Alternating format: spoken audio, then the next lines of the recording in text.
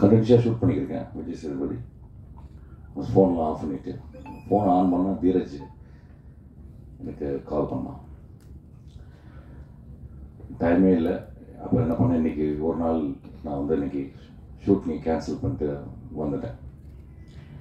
இன்றைக்கி 2 மணி டு 10 மணி நான் சொன்னேன். இன்றைக்கி ஒரு நாள் எனக்கு தீரஜ், அது ஏன் தீரஜ் க்ளோஸ் அப்படின்னா, தீரஜ் ஒரு 500 பேரை காப்பாற்றிருக்கேன். ஒரு ஹார்ட் சர்ஜன் சொல்லாங்க.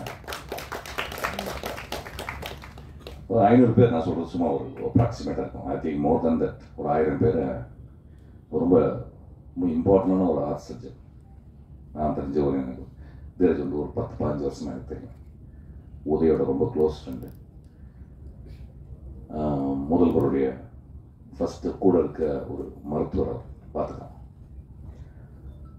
ரொம்ப நல்ல பையன், எந்த ஒரு கர்வமும் இல்லாத ஒரு பையன், ரொம்ப எளிமையாக பழகக்கூடிய பையன். ஸோ அவன் சொன்ன உடனே, அவன் இந்த உலகத்துக்கு அவன் செஞ்ச சேவைக்காக நான் உடனே வந்துட்டேன். அவன் முக்கியண்டான்னு சொல்லிட்டு அவன் கஷ்டப்பட்டுகிட்டே இருக்கான். அவனுக்கு வந்து ஒரு டாக்டராக is reach is apex, is reach is பின்னக்கல். ஒரு டாக்டராக இருந்தால் கூட ஏதோ லைஃப்பில் நான் ஆர்ட்டில் நான் வந்து சாதிக்கணும்னு எப்பயுமே நினச்சிக்கிட்டு இருக்கேன். எனக்கு ரொம்ப ஆச்சரியம். எல்லாருமே டாக்டர் ஆகணும்னு ஆசைப்படுவோம், ஆனால் அவன் வந்து ஒரு ஆக்டர் ஆகணும்னு ஆசைப்படுறான். எனக்கு டாக்டருக்கும் ஒரு நடிகனும் அல்ல ஒரு இயக்குனருக்கும் பெரிய டிஃப்ரென்ஸ் இல்லை. ஏன்னா டாக்டர் ஸ்ட்ரைட்டாகவே இதயத்தை பொழந்து அதில் ஏதாவது பிரச்சனை இருந்தால் அவங்கள காப்பாற்றுறான்.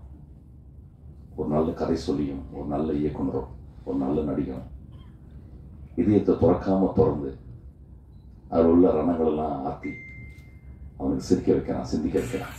ஸோ 2 பேருமே டாக்டர்ஸ் தான். ஸோ ஒன் ஆஸ்பெக்ட் ஆஃப் ஒரு ப்ரொஃபஷனில் அவன் வந்து ஒரு பெரிய ரொம்ப சிறந்த அவனை பற்றி நான் கேட்டிருக்கேன், பேசியிருக்கேன். நான் வந்து என்னுடைய படங்களில் சில டெக்னிக்கலாக நான் ஏதாவது பேசுகிறக்கோ அல்லது ரிசர்ச் பண்ணுறக்கோ அவனை கூப்பிட்டு கேட்பேன். எனக்கு வந்து அவ்வளோ கிளாரிட்டியாக ரொம்ப எளிமையாக சொல்லுவோம். ஒரு டாக்டர் மாதிரி ரொம்ப கஷ்டப்பட்டு சொல்ல மாட்டோம், ரொம்ப எளிமையாக சொல்லுவோம். அவருடைய படங்களும் அந்த மாதிரி தான். வந்து ஒரு ஹியூமர் பேஸ்டாக ஜாலியாக இருக்கணும், ஹாப்பியாக இருக்கணும். பேசிக்கலாக ரொம்ப ஹாப்பியான அவன் கூட இருந்தது ரொம்ப சந்தோஷமாக இருக்கும். ஸோ இந்த படம் நான் வந்தது ரொம்ப சந்தோஷப்படுறேன். நான் மிஸ் பண்ணிட்டேன், பட் ஆனால் நான் பார்த்துக்கிறேன்.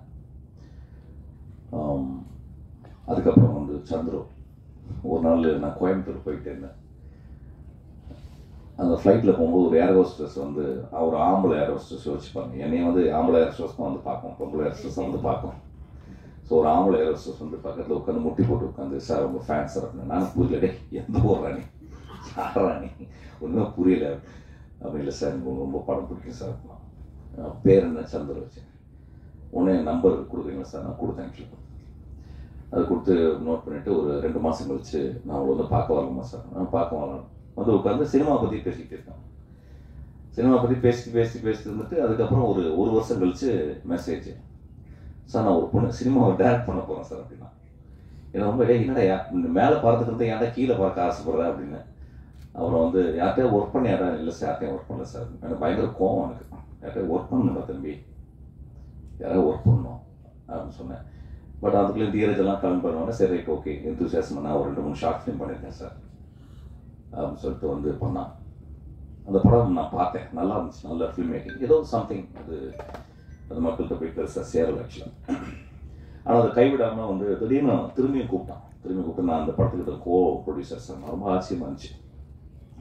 சினிமா உயர பறந்தா கூட அவங்கள இழுக்குது, அப்படி இழுத்து ஒரு பிளாக் ஹோல் தான் cinema. Not even light cannot escape. அந்த அளவு ஒரு பெரிய கிராவிடேஷனல் புல்லோட சினிமா இழுத்துக்கிட்டே இருக்கு. ரொம்ப நல்ல பையன், எனக்கு பிடிச்சிருந்துச்சு. அவன் வந்து நான் வந்து I don't give up sir, but I will be inside the cinema, I will be doing cinema அப்படின்னு சொன்ன அந்த கன்விக்ஷன் ரொம்ப பிடிச்சது. அவங்களுக்கு 2 பேருக்காக இந்த படம் நல்லா போகணும். அதுக்கப்புறம் டைரக்டர் பேசினார், ஒரு ஏன்னா அந்த காலத்து சிவாஜி படம் பார்த்தது மாதிரி இருந்துச்சு ஆக்சுவலாக. ஆனால் அவனை டக்கு டக்குன்னு அழுகிறது எனக்கு தெரியும். மேடை அழ வைக்கும். அந்த உழைப்பு, இந்த 12 வருஷம் கஷ்டப்பட்டேன் அப்படின்றது வந்து, தம்பி நீ சினிமாவில் இருக்க வரைக்கும் கஷ்டம்தான். நீ சினிமாவில் இன்னும் 25 வருஷம்னாலும் நீ கஷ்டப்பட்டு இருப்ப. இந்த குழந்தைத்தனத்தை இன்னைக்கோடு விட்டுறணும். அழுகை ரொம்ப அழகானது. அதான் ஆம்பளை அழுகிறது ரொம்ப அழகு, ரொம்ப அழகு. வெக்கமில்லாமல் அழுகிறது ஆம்பளை ரொம்ப அழகு. ஆக்சுவலாக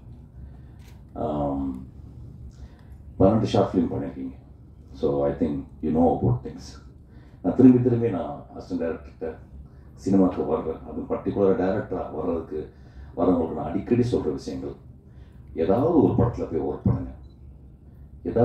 ஏதோ ஒரு காரணம் அவங்கள வந்து நான் ஒர்க் பண்ணக்கூடாது அப்படின்னு நினச்சிக்கிறாங்க. அது அப்படி கிடையாது. அப்புறம் ஒரு பிளாட்ஃபார்ம், ஷார்ட் ஃபிலிம் பிளாட்ஃபார்ம் ஒரு பியூட்டிஃபுல் பிளாட்ஃபார்ம். இன்றைக்கி இருக்க பெரிய பெரிய டேரக்டர்ஸ்லாம் வந்து ஷார்ட் ஃபிலிம் பிளாட்ஃபார்மில் தான் வந்திருக்காங்க. பட் நான் திரும்பி சொல்லுவேன், நீங்கள் ஷார்ட் ஃபிலிம் பண்ணிட்டே வாங்க.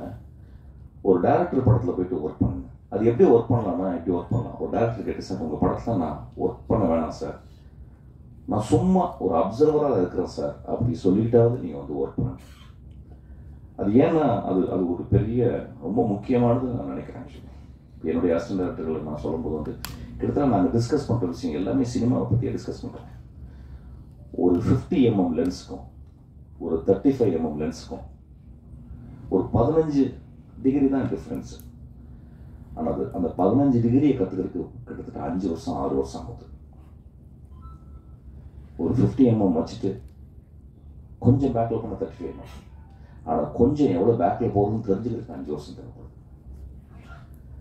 ஒரு ஷார்ட்டை எங்கே ஆரம்பிக்கிறது, எங்கே முடிக்கிறது, அதுக்குள்ளே எப்படி ஒரு கேரக்டர் என்ட்ரி, ஒரு எக்ஸிட், ஒரு எக்ஸிட்டை வந்து கற்றுக்கிறதுக்கே ஒரு 3-4 வருஷம் ஆகுது.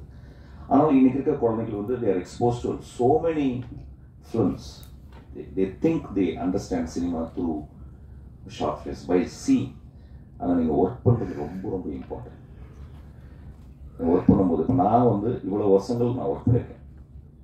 ஒரு கிட்டத்தட்ட 25 வருஷம் கண்டினியூஸாக ஒர்க் பண்ணியிருக்கேன். நான் வெற்றிமாறன் என் கூட வந்தேன். நாங்கள் இங்கே தான் வெற்றிமாறன், அதுக்கப்புறம் ராமன், ரஞ்சித், எங்களுக்கு நெக்ஸ்ட் ஜெனரேஷன். ஆனால் நாங்கள் 25 வருஷம் நானும் வெற்றிமாறன் ஒர்க் பண்ணுறேன். வெற்றிமாறன் ஒரு பெரிய ஜீனியஸில் ஒர்க் பண்ணேன், ஒரு பாலுமேந்திரான்ற ஒரு ஜீனியஸில் ஒர்க் பண்ணேன்.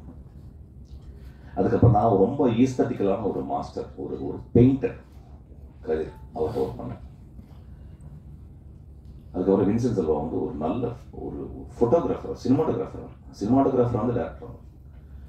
ஸோ ஏதோ ஒரு வகையில் எங்களுக்கு அந்த டேரக்டர்ஸ் வந்து எங்களுக்கு சில விஷயங்கள் சொல்லித்தரேன். ஒரு நல்லா ஞாபகம் இருக்குது. ஒரு நாள் நான் வந்து ராஜஸ்தானில் ஷூட் பண்ணும்போது எங்கள் டேரக்டர் போயிட்டு என்ன லென்ஸ் வச்சுருக்கேன் போய் பார்த்துட்டு விடாருந்தேன். நான் போய் லென்ஸு போய் அந்த கேமராமேன்ட்ட கேட்டேன். கேமராமேன் சும்மா விளையாட்டுத்தனமாக வந்து 50 அப்படின்ட்டு. நான் போயிட்டு சார் 50 லென்ஸ் வச்சுருக்கேன் சார் அப்படின்னு. டே அறிவு இல்லை, அது 24 ஆனார். அது வரைக்கும் எனக்கு தெரியாது. கிட்ட ஒரு 2-3 மாதம் ஒர்க் பண்ணேன். எனக்கு ரொம்ப அசிங்கமாக போச்சு. அப்போ அதான் தெரிஞ்சுது ஒரு 50 லென்ஸுக்கும் 24 லென்ஸுக்கும் அவ்வளோ பெரிய டிஃப்ரென்ஸ் இருக்குன்னு சொல்லி இப்போ நேராக போயிட்டு அப்படி கேட்டேன், என்ன சார் அப்படி சொல்லிட்டீங்களே. இல்லை தம்பி, நான் ஒயிட் ஷார்ட் எடுக்கணும் தம்பி, இருக்கிறதுலே ஒயிட் இந்த பாலைவனத்தை காட்டணும், அதுக்காக 24 ஒயிட் எடுத்துக்கப்போம். அது வரைக்கும் எனக்கு அந்த லென்ஸிங்னா என்னன்னே தெரியாது. அன்றைக்கி நான் போயிட்டு வீட்டில் அன்றைக்கி ரூமில் போயிட்டு ஒரு 20 பேப்பர், எழுதுகிற பேப்பரை கிழிச்சு தச்சுட்டு அதுக்குள்ளே ஒரு பென்சில் சின்ன நோட்டு. அதுக்கப்புறம் நான் ஒர்க் பண்ண எல்லா படத்துலையும் 4-5 படம் 5 படம் ஒர்க் பண்ணேன். அதுக்கப்புறம் ஒவ்வொரு ஷார்ட்டுக்கிட்டையும் போயிட்டு அந்த ஃபோட்டோ அந்த ஃபோக்கஸ் பிள்ளைட்டு போய், ஆனால் இது என்ன லென்ஸ் நான் கேட்டுட்டு அந்த லென்ஸை எழுதிட்டு மானிட்டரில் வந்து அந்த அந்த அந்த அந்த ஷார்ட் இருக்கும், அந்த ஷார்ட்டுடைய அளவை வரைஞ்சி அதுக்குள்ளே இருக்க கேரக்டர்ஸுடைய லெவல் வரைஞ்சிட்டு அதை கிட்டத்தட்ட நான் வந்து எல்லா 4 படங்களும் ஒரு படத்துக்கு ஒரு 500 ஷார்ட்னா ஒரு 2000 ஷார்ட்டையும் நான் வந்து லென்ஸை பார்த்துட்டே இருந்தேன். ஐ திங்க் இன்னைக்கு தமிழ் சினிமாவில் நான் ஒரு சில டேரக்டர், நான் ஒரு டேரக்டர் என் கேமரா மட்டும் லென்ஸை பற்றி சொல்லுவேன். எனக்கு I need 35, I need 50, I need 75, I don't need 24 அப்படின்னு சொல்லுவேன். ஐ ஹேட் 135 சொல்லுவேன். ஸோ பயிற்சி அப்படின்றது வந்து ஒரு டேரக்டர்கிட்ட பயிற்சி நிச்சயமாக அது வந்து இப்போ தீரஜ் எடுத்தீங்கன்னா ஒரு ஹார்ட் சர்ஜன் அவர் வந்து he wouldn't have become immediately after reading the theory. He would have gone through one master to undergo பண்ணிருக்கணும். அதுக்கப்புறம் அதை பண்ணும்போது அப்புறம் ப்ராக்டிஸ் பண்ணி அவங்கள்ட்ட டிஸ்கஸ் பண்ணி அது ரொம்ப ரொம்ப முக்கியமானது நான் நினைக்கிறேன் ஆக்சுவலாக. அதுக்காக இன்றைக்கி வர ஜெனரேஷன் ஒரு ஷார்ட் ஃபிலிம் எடுத்து ஏன் சார் எடுக்க முடியாது, எவ்வளோ சக்ஸஸ்ஃபுல்லான பீப்புள் இருக்காங்க ஏன் சார் அப்படின்னு சொல்ல முடியாது. அதுவும் இருக்கும். ஆனால் ஒரு லாங் ரன் ஒரு 25 இயர்ஸ் அது எப்படின்னா ஒன்று சொல்லுவேன், இந்த இளைஞர்கள் வர்றவங்களுக்கு ஒரு சின்ன தோல்வியை ஏற்றுக்க முடியாது. ஒரு பெரிய டைரக்டர்கிட்ட ஒரு நல்ல டைரக்டர்கிட்ட ஒரு படங்கிட்ட ஒர்க் வரும்போது எப்படி சக்ஸஸ் பண்ணுறதுன்றதை விட ஒரு தோல்வியை எப்படி ஏற்றுக்கணும் அப்படின்றது தெரியும். ஒரு இயக்குனருக்கு ஒரு படம் ஓடணும்னு ஆசை, ஒரு படம் ஓடி தான் தீரணும் அப்படின்ற ஒரு எண்ணம் எல்லாமே ஓகே. ஆனால் இயற்கை அப்படி வேலை செய்யறது கிடையாது. ஸோ இது ரொம்ப ரொம்ப இம்பார்ட்டன்ட். ஒரு மாஸ்டர்கிட்ட அட்லீஸ்ட் கொஞ்ச நாள் அவர் கூட டிஸ்கஸ் பண்ணிட்டா இருக்கணும்னு நான் கேட்டுக்கிறேன். நான் ரொம்ப கேள்வி அது யாரும் கேட்க போகல. ஒரு ஷார்ட் ஃபிலிம் எடுக்கிற மாதிரி திட்டலாம் ஆக்சுவலாக. I don't care, but there is a reason I'm talking. நான் இப்போ திரும்பி நான் ஒர்க் பண்ணும்போது நிறைய ஷார்ட் ஃபிலிம்ஸ் நான் போய் நிறைய படங்களில் ஒர்க் பண்ணும்போது அந்த குழந்தைங்க எக்ஸ்ட்ராடனரி இன்டெலிஜென்ட், எக்ஸ்ட்ராடனரி விஷன் இருக்குது. ஆனால் என்னன்னு கேட்டிங்கன்னா தே லேக் எக்ஸ்பர்டைஸ். அவங்க ஷார்ட் வைக்கிறது நிறைய கவர் பண்ணுறாங்க. ஒரு சீன் எடுக்கும்போது ஒரு சீனில் 3 ஷாட்டில் நான் எப்படி பார்ப்பேன்னா, ஒரு சீன் இருக்குது அதில் 10 ஷாட்டை டிவைட் பண்ணியிருக்கேன் அப்படின்னா, ஒரு சீன் நடக்குது அதை 10 ஷாட்டு தான் வைக்கணும் அப்படின்னா அதை 8 ஷாட்டாக எடுக்க முடியுமான்னு ட்ரை பண்ணுறேன். நீங்கள் எங்களை சப்போர்ட் பண்ணுறது எங்களுக்கு ரொம்ப ரொம்ப ரொம்ப மகிழ்ச்சி. அண்ட் எனக்கு I'm very grateful for this opportunity. And I would like to thank my entire team, starting with producer sir Chandru sir. ரொம்ப கூலாக காமாக கம்போஸ்டாக இருப்பார். இந்த மாதிரி ஒரு கம்போஸ்டான ப்ரொடியூசர் நான் பார்த்ததே இல்லை. அப்படியே கான்ட்ராஸ்ட் கேரக்டர் நம்ம hero Dheeraj sir. Very very vibrant person. அவர் செட்டுக்கு வந்தாலே என்டையர் செட்டை சேர் பண்ணி ரொம்ப ரொம்ப எனர்ஜெட்டிக்காக இருக்கும். அண்ட் டேரக்டரை பற்றி நான் சொல்லணும்னு நினச்சேன், பட் நீங்கள் எல்லாருமே இந்த வீடியோவில் பார்த்துருப்பீங்க எவ்வளோ கூலான பர்சன். ஒரு நாள் கூட அவர் டென்ஷனாகி நான் பார்த்ததே இல்லை. Very very jolly person. And full மூவியை ரொம்ப ஒரு ஹாப்பியாக நல்ல ஒரு வைபோடு கொண்டு போனார். அண்ட் கௌதம் எங்கள் சினிமாட்டோகிராஃபர், he was very ரொம்ப நல்லா he's done his work. And எனக்கு அப்பப்போ நிறைய சஜஷன்ஸ் கொடுத்து he's helped me throughout the movie.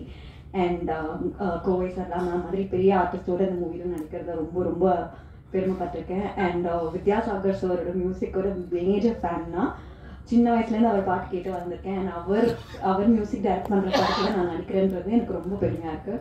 So thank you so much for this opportunity. And நீங்கள் டீசர் பார்த்தாலே தெரிஞ்சிருக்கும், உங்களுக்கு இது ஒரு ஃபேமிலி என்டர்டெய்னர். அண்ட் எல்லா கிட்ஸுக்கும் இந்த மூவி ரொம்ப பிடிக்கும். ஸோ கண்டிப்பாக உங்களோட சப்போர்ட் எங்களுக்கு தேவை. Thank you. And Nikhil sir, thank you so much for organising this. Thank you. எல்லாருக்கும் வணக்கம். நான் தான் மனஸ்வி. ஃப்ளாஷ் சித்திரை டிவிக்கு லைக் பண்ணுங்கள், ஷேர் பண்ணுங்கள், சப்ஸ்கிரைப் பண்ணுங்கள், கமெண்ட் பண்ணுங்கள். மறக்காமல் அந்த பெல் ஐக்கானையும் கிளிக் பண்ணிடுங்க. அப்போ தான் உங்களுக்கு நோட்டிஃபிகேஷன்ஸ்லாம் வரும். Thank you all. Bye bye.